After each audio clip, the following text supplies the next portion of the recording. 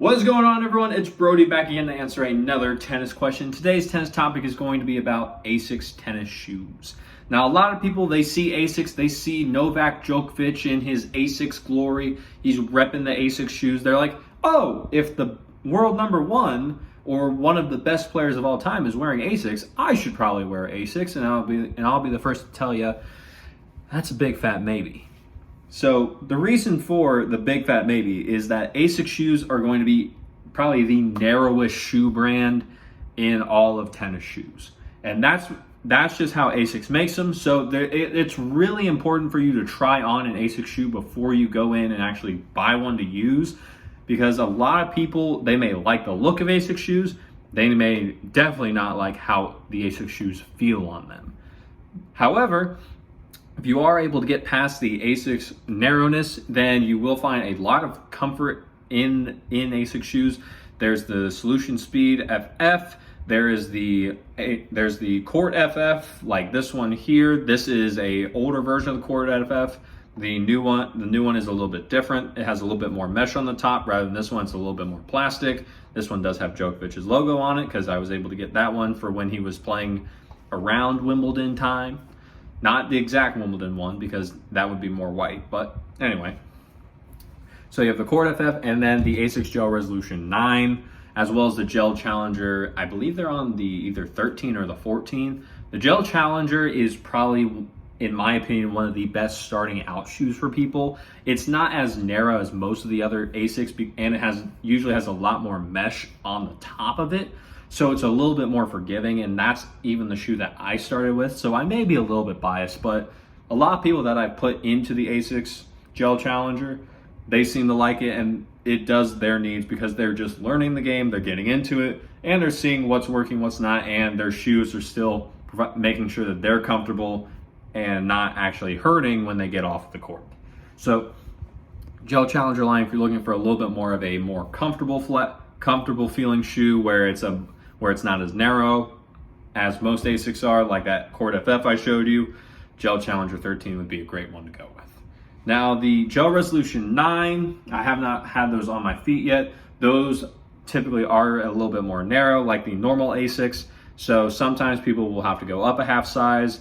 It just depends on your specific foot. That's why you always need to try on the shoes before you buy any shoe. You can try them on in the store that you're looking at. Sometimes they will allow you to then purchase a shoe, wear it around the house for a few hours. Do not wear it outside. If you wear it outside anywhere and they can tell or anything is wrong with the shoe, you are stuck with it. You cannot return it. That is a tennis thing. I've heard other places will take back used stuff. To me, I didn't understand that when I first heard it because I was like, wait a minute, no, you used it. You shouldn't be able to return it. And tennis stores, very particular. If you use the shoe, you use the racket, and you try to return it, no good. So try the shoe on at the store. Try the shoe on at home for a few hours. Just wear it around the house. Carpet's usually a little bit better because it's not going to affect the sole as much.